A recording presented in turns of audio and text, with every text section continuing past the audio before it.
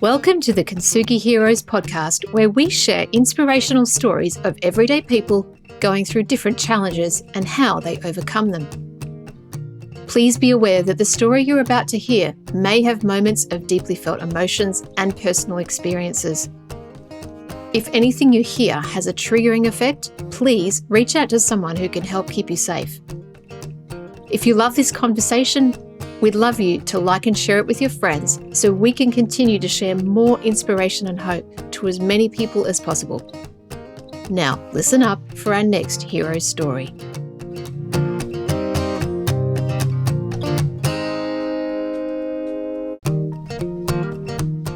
And in this episode, I met with Lena Papadopoulos. What a beautiful person Lena is. She spoke with such calm serenity in this conversation, in sharing her story, and yet her path, her journey was not calm or serene. She had a dysfunctional family, a long struggle with depression, including suicide ideation. She lost a close friend of hers to suicide early on without her being aware that he was in pain. It provided the basis for her to create safe places for other people. And she was able to turn that journey into where she is today. One thing that struck me was that Lena had to create her own foundations, her own safety net. She had to learn how to be her own backstop, because she didn't have that safety net of the family foundation. And it's something that some of us, do experience, and that's what makes us feel so alone on our journey. And yet Lena was able to go through all of that and come out the other side. It's a wonderful conversation. The compassion she has is massive. I hope you enjoy this conversation with Lena Papadopoulos.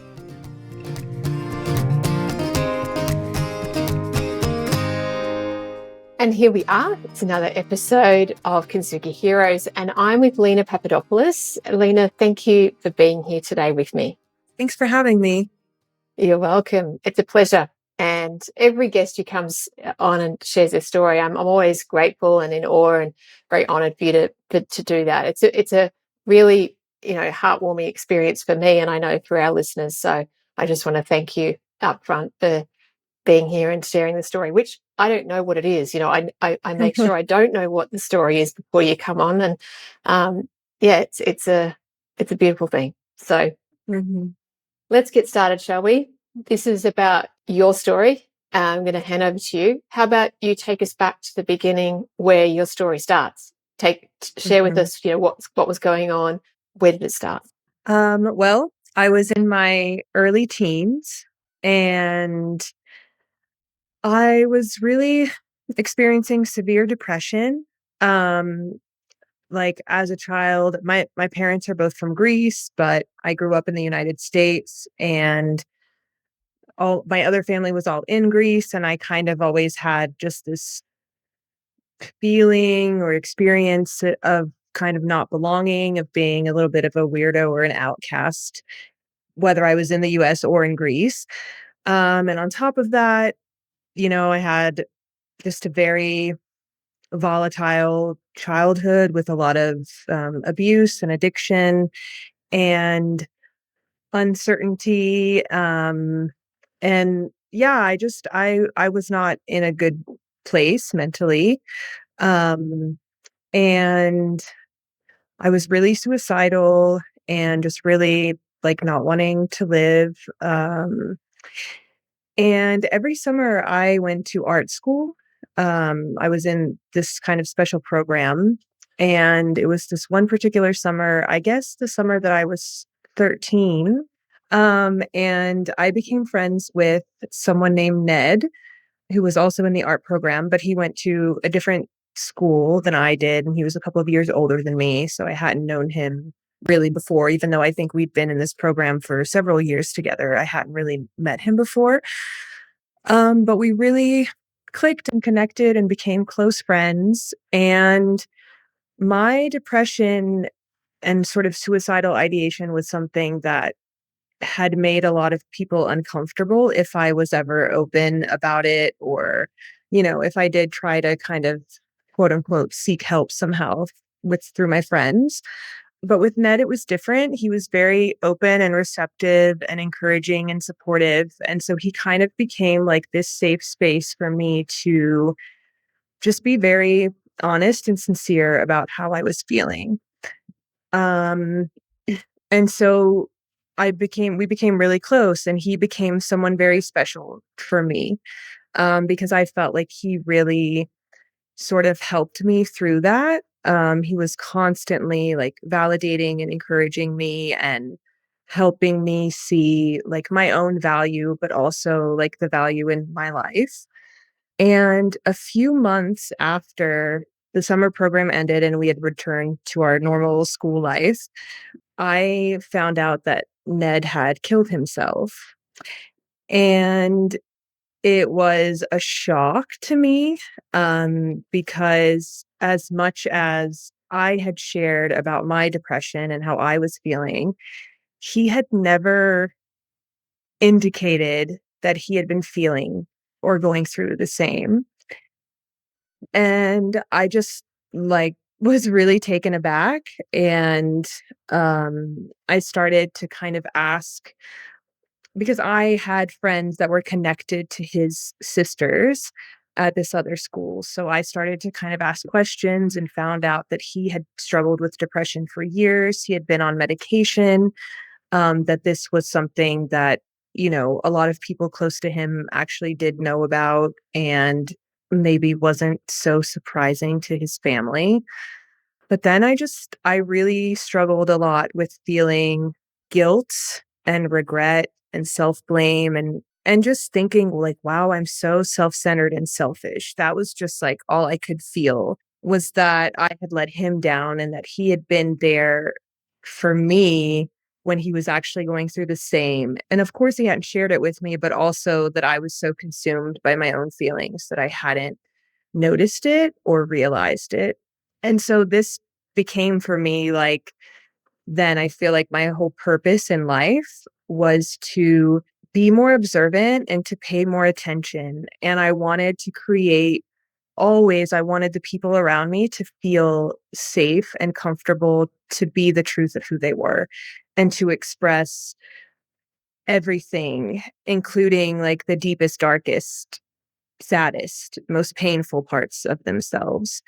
Yeah, that just became almost like my mission in life, to create space where people were accepted completely as they are. That really just like paved the path for everything that I did moving forward from that point. When I enrolled in undergraduate, like to go to uni, I initially enrolled to study architecture, but I had this feeling for a couple of years leading up, like that I wanted to study counseling, to be a therapist. But there was like a lot of fear in me around doing that, because I thought like, oh, maybe the past will repeat itself. Maybe I will work with people who have things that are too heavy for me. Maybe they'll take their lives and I like won't be able to cope with that. So I did eventually, just before classes started, I changed and switched over to sociology and psychology. Um, but I still wrestled all throughout the years of uni with like this fear that I had.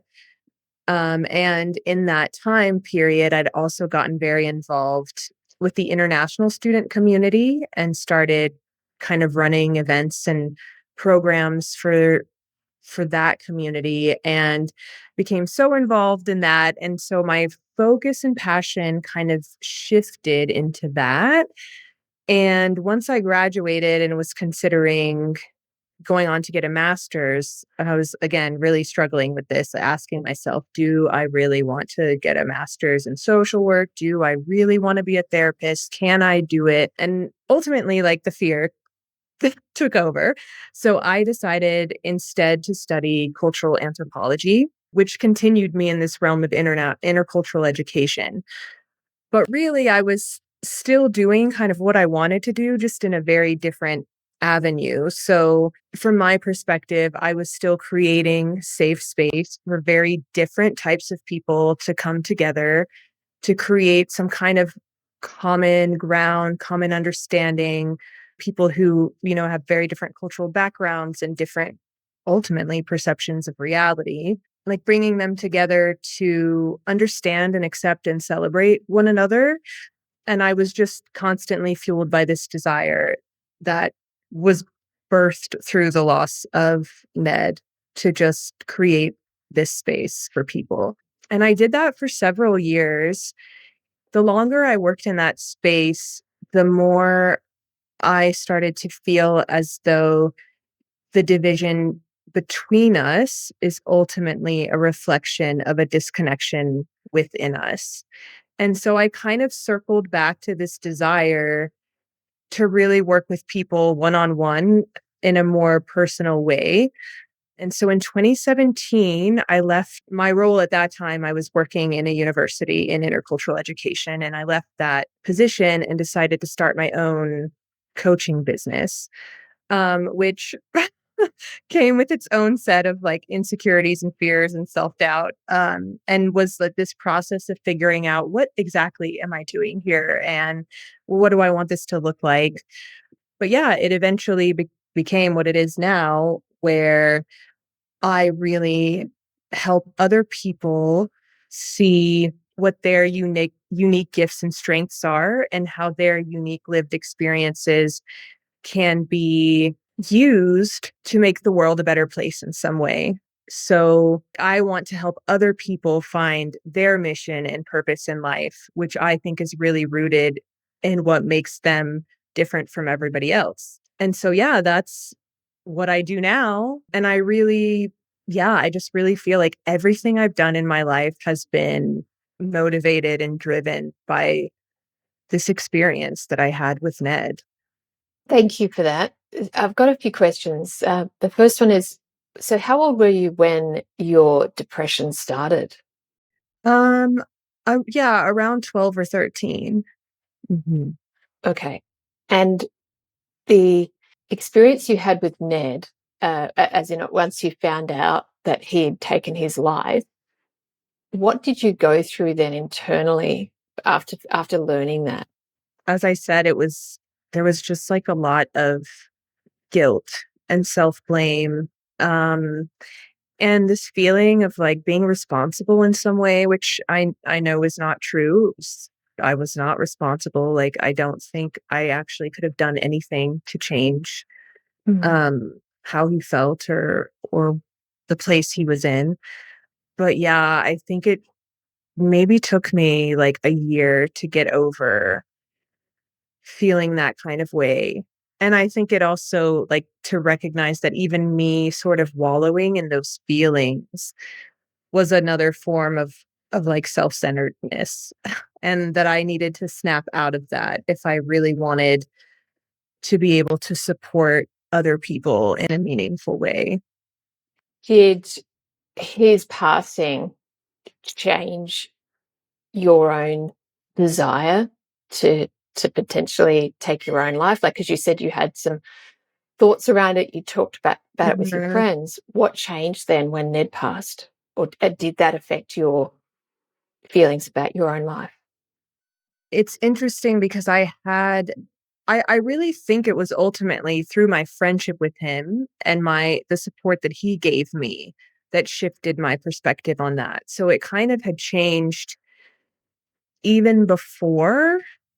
There was one time when I felt like I had actually found like a handgun in my parents' room, and I sat down with it with like really seriously contemplating like wanting to use it to take my life. And I had this really, really, really strong feeling. At the time I was quite religious, so I perceived it as like God speaking to me. Now I feel like it was just like my own intuitive knowing or inner sense, which ultimately I think the two are the same, to be honest. But I just like had this knowing that I wasn't supposed to die, and that there were things I was supposed to do in my life and people that I was supposed to help, and that I was like meant to be here. So even now, like when I work with my clients, I talk so much about like what is your reason for being here? I feel like we're all here for a reason. And that's why I want to help people find their purpose. Mm. And I have struggled with depression and suicidal ideation since then. It comes every like 4 to 5 years. I'll spend like a year in that kind of space, but I still always like hold on to this intuitive knowing that I'm here for a reason, even if in those moments I don't necessarily want to be. Mm. Mm. The this situation with you finding the handgun and then having that the voice, the knowing, the message that you're meant to be here. Did that happen before you met Ned or after? I really can't remember if it was. I know it was after I had met him, but I can't remember if it was before or after his passing. Mm. Um, Feels a little bit like a blur. Mm. I think it might have been after, but I'm honestly not sure. Mm. Did you get help? Help for your own emotional state at this time, like after Ned passed? No. I remember once around this time, there was this place. Oh, I don't remember what it was called, but there were these commercials on TV. And they would give kind of like a checklist. And, if you meet X criteria, then you're depressed and you need help and whatever. And I remember sitting with my mom and saying, like, oh yeah, I meet like all of those.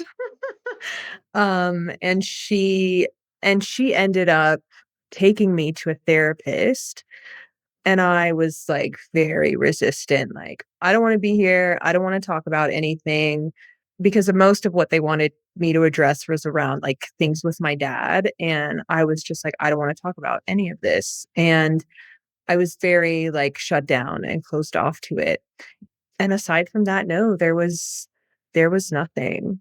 I just kind of leaned on myself. So no close friends that you could open up to? Um, I didn't really feel that I could. I mean, there were some people that I shared some things with, but just based on the discomfort that I sensed when I had talked about the depression before, I didn't really feel. Yeah, I just felt like I didn't want to put the burden somehow Mm. on anyone Mm. else. So I really didn't speak to anyone much about it. Mm. So it was very much a lonely journey. Yeah. What would you say was the thing that got you through it and pulled you out? A couple of things, because at the time I mentioned that I was quite religious. So I think it was kind of my own relationship with God, right? My own perception of what that meant and what that Mm. felt like and looked like. And then really just my own inner strength and resilience, because honestly, like I'd already been through a lot of things that a kid normally shouldn't have to go through. And those experiences had honestly made me like hyper independent. I was very used to having to do everything by myself. Um, and so it almost just felt like a natural, just like the natural way to be for me. So can I ask, what was the relationship like between you and your parents when you were young and also through these years? Not really good. My dad was barely present. He was almost never around. And if he was um high on some kind of drug, or he was drunk, and he was unpredictable and explosive and violent. And I really hated him. Like I really hated him when I was younger. And as I got older, like I tried to see him as a human, as somebody whose the pain that he caused was created by his own pain. And so I tried to have compassion and empathy toward him, and we sort of built a relationship, and then he did some really terrible things again, and that felt to me like a big backtrack. And then it was just kind of this back and forth. And actually, this year, this August, I made the decision like not to have a relationship with him anymore, just because he really does inflict pain. Like, I don't feel like anything good comes out of being connected to him. And then with my mom, I don't know, she was young. She was really young, far away from her family in this toxic, abusive relationship. She herself was quite like violent and abusive with me. But when I was younger, it was like I couldn't really hold that against her because somehow I always compared her to my dad, which just seemed so much worse. And then around in like my teens, I think that's when I started to really be like, my mom. Like, I don't like my mom either. Yeah, I never felt safe with her. I didn't really feel like I could trust her. She was very, I don't know, she's not very respectful of boundaries in any kind of way, even still. And so I always felt like my trust was violated with her. So I wasn't very close to her either. Yeah, I can understand that, the foundations of home weren't, Yeah. solid in any way or loving, nurturing, and hence why when you got to those early teenage years, you were in that state that you were. Do you have siblings? Did you grow up with siblings? Yeah, I have a sister. She's 8 years younger than me. So there's a big gap there. And her experience growing up was quite different than mine. She didn't see or experience the same kinds of things I did. And she has a very different relationship with both of my parents, but especially my dad. And my dad has never, like, the things that he's done and said to me, he has never ever to her. Yeah. So actually when I made this decision in August not to have a relationship with him anymore, I asked her if that would be uncomfortable for her, if it would create any kind of tension, and she just said, "No, if I was you, he would have been out of my life a long time ago." So, Wow. Uh, yeah. Sorry for the interruption. This is Ian Westmoreland, the founder of Kintsugi Heroes, and thank you for listening to this story from one of our amazing heroes. Our mission is for these stories to provide hope and inspiration to people experiencing life challenges, and to also educate the broader community on how best to provide support. If you would like to help us to continue to produce more hero stories and cover more adversity themes, we would welcome all donations. These can be made via our website, kintsugiheroes.com.au. The donate function is at the bottom of the homepage. We'd also welcome any feedback. You can email me direct using ian@kintsugiheroes.com.au. Now let's get back to the story. That's great that you've got a sister and one who understands Yeah. from Yeah. her perspective why you made that decision. Yeah, I'm really grateful for her. That's really lovely to hear. Mm. Did she, 8 years difference, she would have been, what, 5 when you were going through your major depression and meeting Ned? Is that right? Mhm. Yeah. Mm. Yeah. So, no, she wouldn't barely have any memory of that. No. And has she heard the story? Does she understand what Mhm. you went through? Yeah, Yeah. Yeah. She knows. Mhm. it's good. It's good that you've got Mhm. her then, Mhm.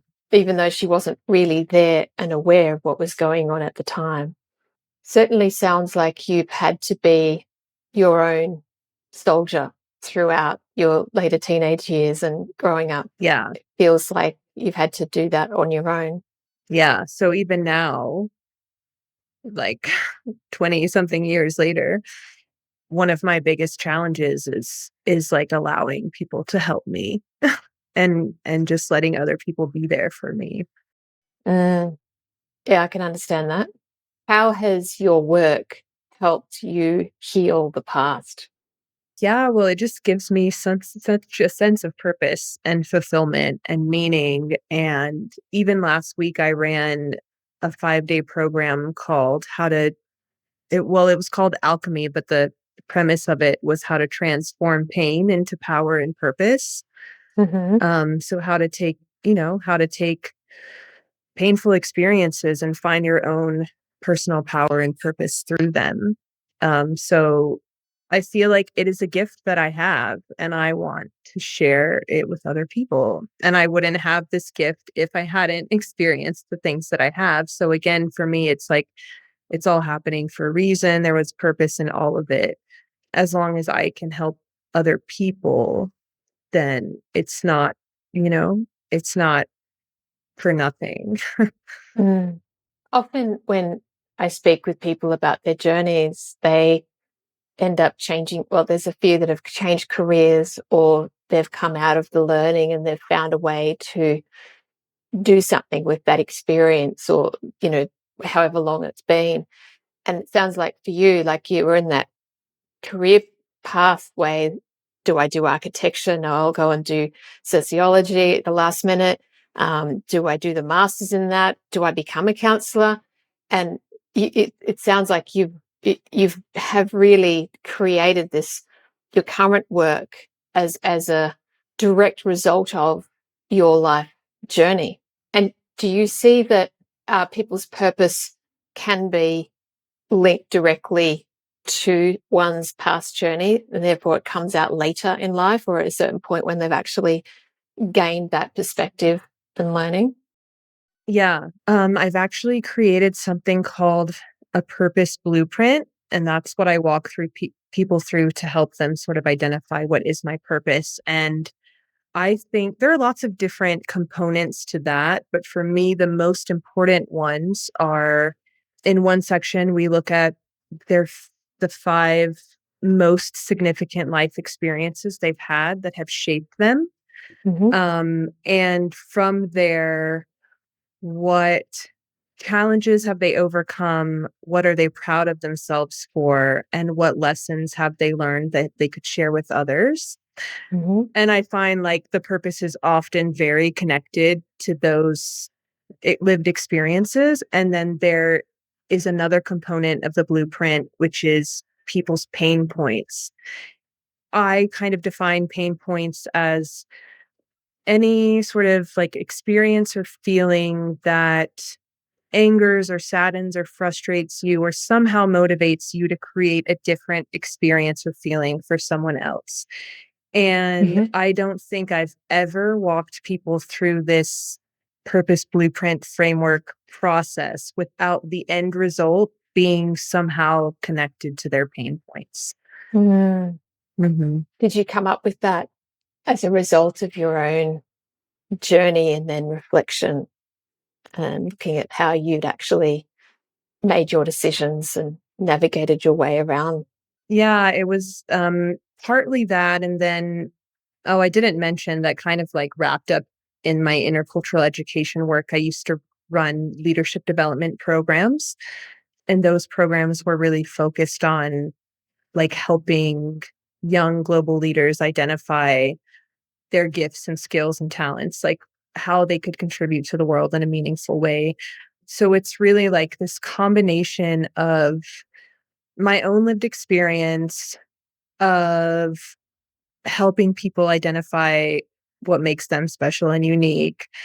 Um, and then also this background in intercultural education and training and sort of how we are shaped and molded and conditioned and programmed, and how that, for the most part, how that contributes, I think, to the fear that people have of actually like doing the thing that I feel they're designed to do, that they were made to do. Because, right, we're like taught in so many ways to suppress our true nature, which with that is our gifts and skills and talents.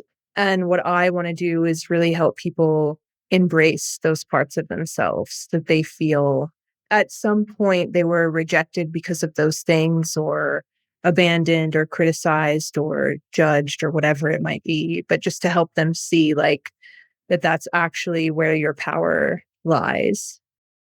Mm. That's really beautiful. Thank you for that. Um, I'd love to just briefly touch on what the depression, Mhm. because I know a lot of people listening, would be afflicted by this and resonate with what you're saying throughout this, your life journey. With the cyclical nature of this, is this common for people to have where it comes back after a number of years? I think this really kind of depends on a number of factors. For some people, yes, maybe there has been some kind of significant event that then leads to depression. That could, of course, be cyclical because grief, right, is kind of like always with us. It just comes and goes. And then for people, right, who maybe like me, depression is very much rooted in past lived experience. And I think there's just like almost like this mourning that happens, like mourning the life you didn't get to have somehow. And I find that, especially for me as somebody who reflects a lot and can find myself a lot in the past, that comes up again and again. So when I have depressive sort of seasons, they're very much linked to my past. They're very often like not really about the present moment at all or my present lived experience. They're just about this like almost attachment that I have to like how unfair I feel the past was. And then, yeah, I mean, then I think there are also people who they go through something hard and they experience depression around that. And then they move on and let go, especially if they're not the type of person to orient so strongly to the past, right?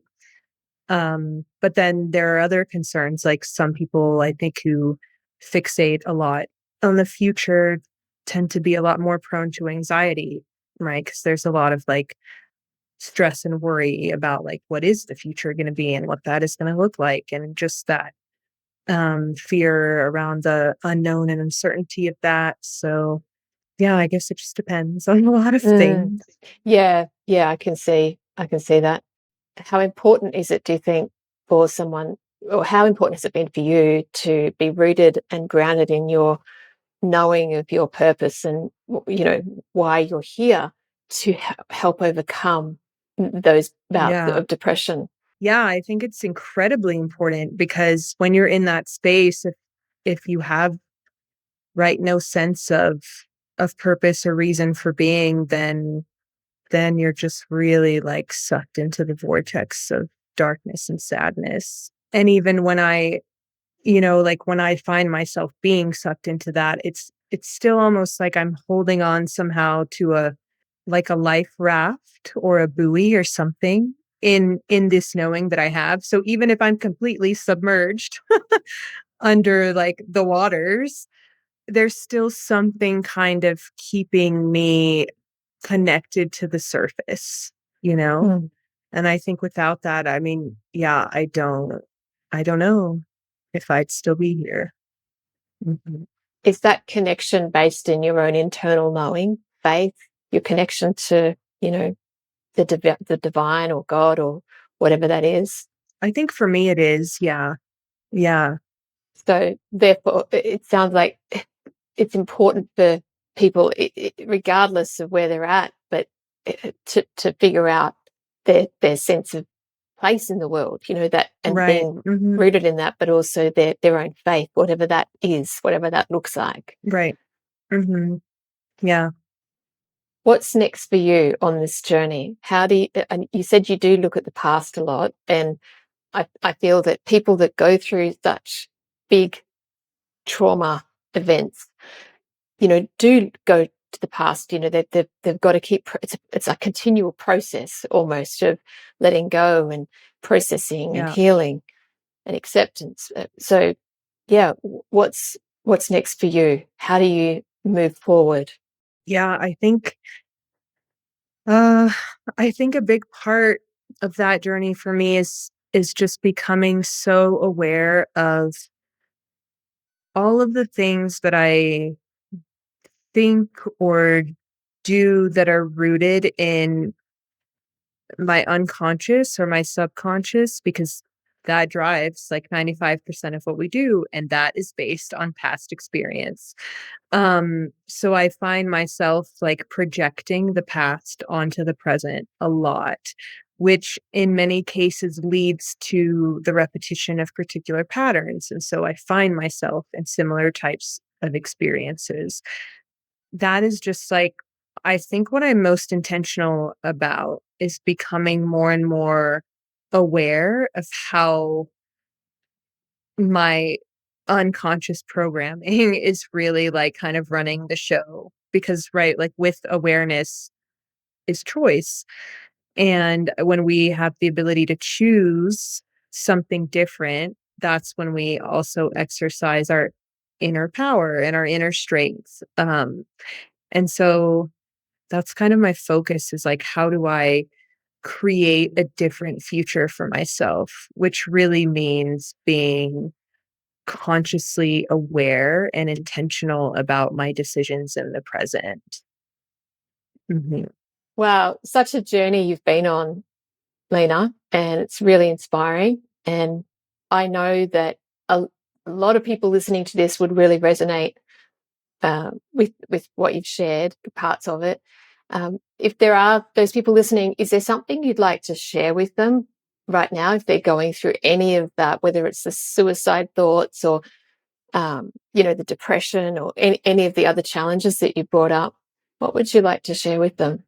Sometimes I feel like it's hard to kind of give quote unquote advice to people in that space, because I know from being there, you don't really almost care what anyone else has to say or like think it's valid or important. But nevertheless, I think I would say that you matter and you're special and you're important, and there is a reason for you to be here.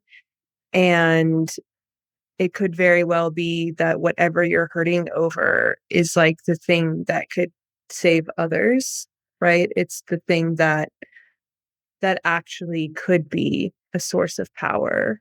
And so, yeah, I guess just to like trust that there is something for you to do here beyond yourself, and everything that you experience is like, I think, designed to lead you in that direction. And so if you can really see your own worth and value, you could truly change the world. Mhm. Those words are not that small at all. They are really, really quite profound and so true. And I'm really grateful for you being able to share everything with me today. Thank you, Lena. It's been a Thank you. joy. Yeah. Yeah. Mhm. I wish you all the best in what you're doing. And I love how you're bringing, the challenges of your past and your life to, which has formed your purpose, and you're bringing that to the world and you're living that. It's really encouraging and inspirational. And keep going. You're doing good things. Thank you. Thank Thank you you. so much.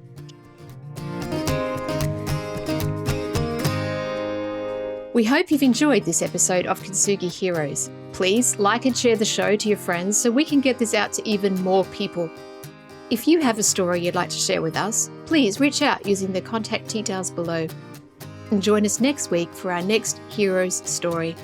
Until then, keep being you, and remember that we are all heroes in our own unique way.